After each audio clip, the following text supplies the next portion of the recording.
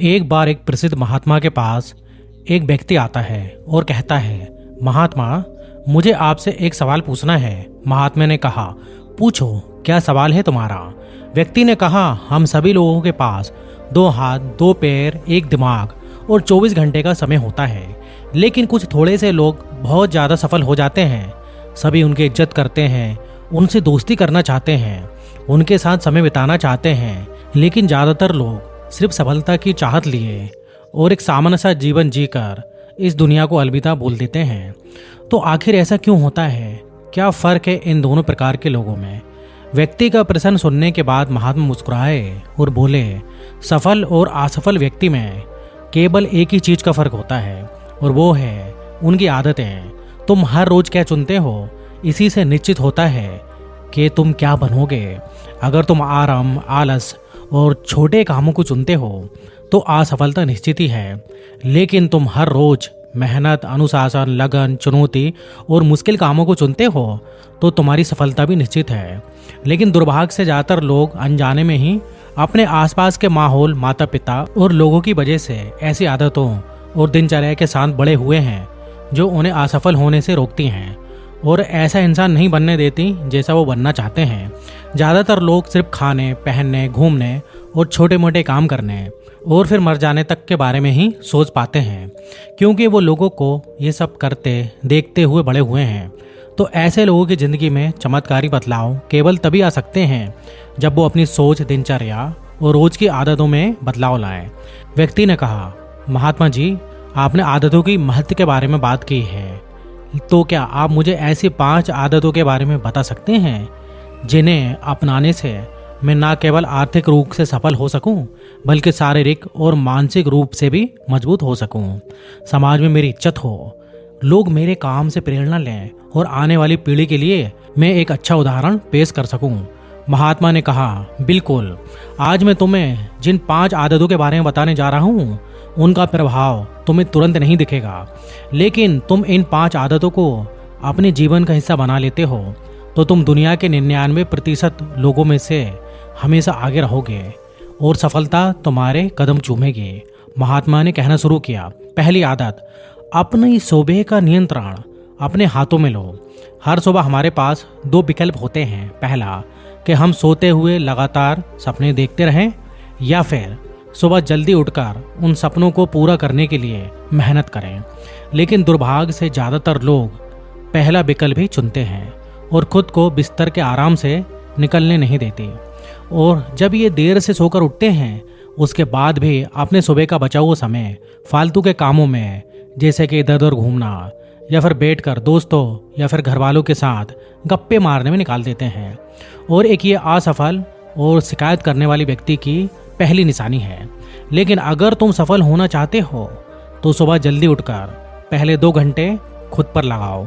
कम से कम 20 मिनट एकांत में पैदल जो है घूमने के लिए जाओ। ऐसा करने से तुम्हारे दिमाग में नए और सकारात्मक विचारों को जगह देगी।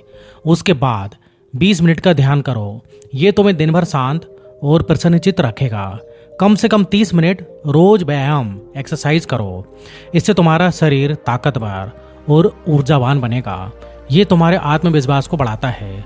रोज सुबह 15 मिनट सूर्य की रोशनी शरीर पर पड़ने दो। ऐसा करना तुम्हें निरोगी रखने के साथ साथ तुम्हारी निराशा भरी मानसिकता को कम कर तुम्हारे अंदर आशा और उम्मीद बढ़ाती है। रोज सुबह कम से कम 30 मिनट जो है उस काम के बारे में पढ़ने और सीखने में लगाओ जिस क्षेत्र में तुम सफल होना चाहते हो। रोज सुबह का 1 घंटे का ये अभ्यास तुम्हें उसी क्षेत्र में काम कर रहे अन्य लोगों से बहुत आगे लाकर खड़ा कर देगी। सुबह के 5 घंटे सबसे ज़्यादा ऊर्जावान होते हैं, इसलिए इस समय किसी दूसरे के हाथों मत आओ। सुबह के इस समय को खुद को बेहतर बनाने और अपने लक्ष्यों को पूरा करने में लगाओ।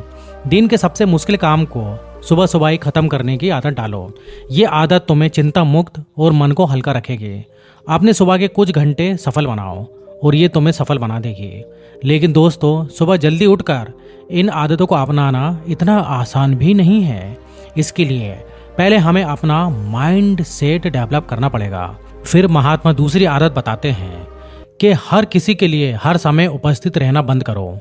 अगर तुम हर किसी के लिए आसानी से उपलब्ध हो जाते हो तो इसका मतलब है कि तुम्हारे जीवन में कोई बड़ा लक्ष्य नहीं है।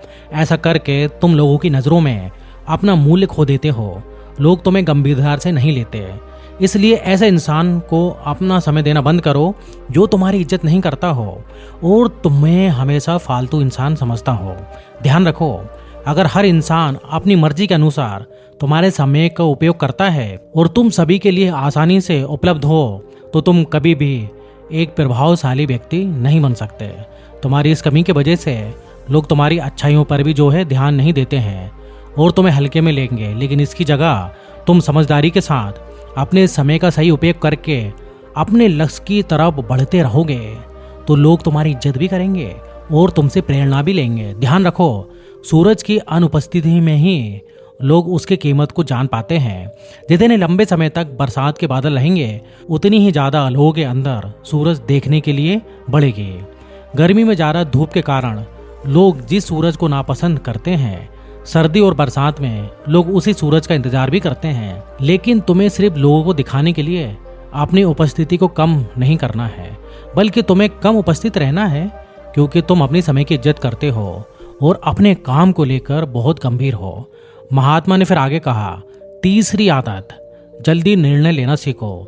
कमजोर विचारों वाले लोग हर निर्णय को लेने में समय लगाते हैं, लेकिन जो उच्च प्रदर्शन करने वाले लोग होते हैं वो जल्दी निर्णय लेते हैं और काम पर लग जाते हैं।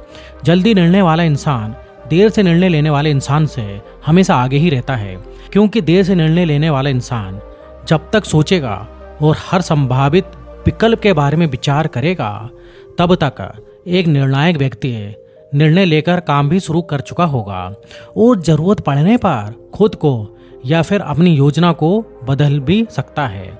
इसलिए निर्णायक बनो। तुरंत निर्णय लेने की काबिलियत होना एक बहुत बड़ी बात है।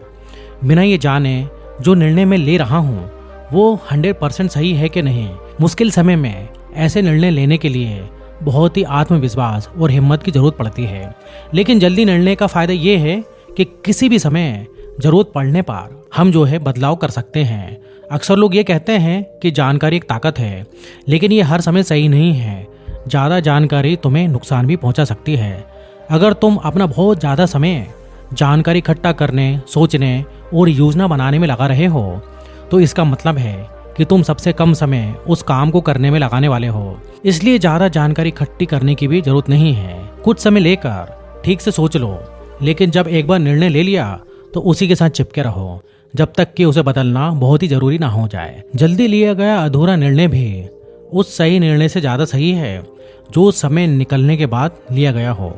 रोजमर्रा के ज़्यादा निर्णय उससे भी कम समय में लिए जा सकते हैं जितना समय हम उसको देते हैं। जल्दी निर्णय लेना सीखने का केवल एक ही तरीका है। जितने हो सके उतने ज़्यादा निर्णय लो और उससे सीखो, ना कि सिर्फ जानकारी लेते रहो और सोच विचार कर खुद को एक समझदार व्यक्ति बनने का इंतजार करते रहो। चौथी आदत, सही त्याग करना सीखो। तुम चाहो या ना चाहो तुम्हें हमेशा किसी न किसी चीज़ का त्याग करना पड़ेगा। अगर तुम अपने लक्ष्य के लिए त्याग नहीं करते हो तो तुम्हें अपने लक्ष्य का ही त्याग करना पड़ेगा। जब तुम अपना समय बर्बाद कर रहे हो तो तब भी तुम अपने संभावित सुनहरे भविष्य का त्याग कर रहे होते हो। इसलिए तुम्हें सही चीज़ को छोड़ना आना चाहिए। अगर तुम्हें सफल होना है तो कई बार तुम्हें अपने मित्रों का भी त्याग करना पड़ सकता है जो तुम्हें पीछे खींचते हैं। तुम्हें कुछ समय के लिए अपने आराम, पसंदीदा खाना, घर और रिश्तेदारों का भी त्याग करना पड़ सकता है। लेकिन ये त्याग हर समय नहीं होता है। स्पेशली जब तुम जवान होते हो तो तुम्हें लगता है कि मैं अपने आराम और खुशी को क्यों छोड़ूं। लेकिन सच्चाई यही है कि तुम्हें आज के आराम और खुशी से आगे कुछ नहीं मिलने वाला सिवाय दुख और पछताने के। लेकिन इसका मतलब ये नहीं है कि तुम्हें हमेशा ही त्याग करना पड़ेगा और तुम्हारा पूरा जीवन ही निराश भरा हो जाएगा। ये त्याग केवल कुछ समय के लिए ही है। लेकिन एक बार जब तुम सफल हो जाओगे तो तुम्हें उतने त्याग नहीं करने पड़ेंगे जितने तुम्हें आज करने पड़ रहे हैं। लेकिन समस्या ये है कि ज़्यादातर लोगों को तुरंत ही खुशी और सफलता चाहिए जो उन्हें आज छोटे मोटे त्याग करने से भी मिलती है। लेकिन समस्या ये है कि ज़्यादातर लोगों को तुरंत ही खुशी और सफलता चाहिए जो उन्हें आज छोटे मोटे त्याग करने से भी रोकती है। लेकिन त्याग का दूसरा पहलू ये भी है कि एक इंसान के रूप में तुम अपने सर्वोच्च क्षमता तक पहुंच सकते हो और वो सब कुछ हासिल कर सकते हो जिसके तुम सपने देखते हो। इसलिए सही चीज़ों का त्याग करना सीखो। महात्मा ने आगे कहा, 5वीं आदत, अनुशासित रहो, डिसिप्लिन में रहो। जितनी भी बातें अभी तक मैंने तुम्हें बताई हैं वो सभी बेमतलब हैं अगर तुम्हारे अंदर अनुशासन नहीं है तो।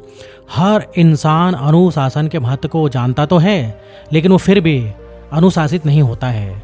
अनुशासन की बातें करना और इसे जीवन में उतारना, ये जो है दोनों चीज़ बिल्कुल भी अलग है। लेकिन अनुशासन वाला जीवन जीना ये इतना मुश्किल भी नहीं है जितना ये लगता है। अगर तुम खुद के प्रति ईमानदार रहो तो ये बहुत ही आसान है। तुम हर रोज वहाँ काम करना शुरू कर दो जो तुम्हें लगता है कि तुम्हें करना चाहिए, फिर चाहे वो काम तुम्हें करने का मन करे या फिर ना करे। शुरुआत अपने बिस्तर से करो। सुबह जैसे ही नींद खुले आलसियों की तरह पड़े रहने की बजाय तुरंत बिस्तर छोड़ो, कसरत करो, स्नान करो, ध्यान करो और फिर अपने सबसे जरूरी काम करो। अनुशासन हमारे लक्ष्य की ओर केंद्रित रखता है, हमारा खुद पर नियंत्रण बढ़ता है, हम खुद को विपरीत परिस्थितियों में भी शांत रख सकते हैं। अनुशासन एक धागे की तरह होता है, जितनी बार लपेटोगे उतना मजबूत होता चले जाएगा। अनुशासन की कमी हमारे आत्मविश्वास को भी कमजोर बनाता है और कमजोर आत्मविश्वास के साथ कोई भी इंसान अपना सर्वश्रेष्ठ नहीं कर सकता। इसलिए अपने अंदर की कमजोरी के खिलाफ लड़ते हुए रोज अपने अनुशासन को मजबूत करते चले जाओ, क्योंकि अनुशासन के द्वारा ही दूसरी अन्य आदतों का अपनी सफलता के लिए उपयोग किया जा सकता है।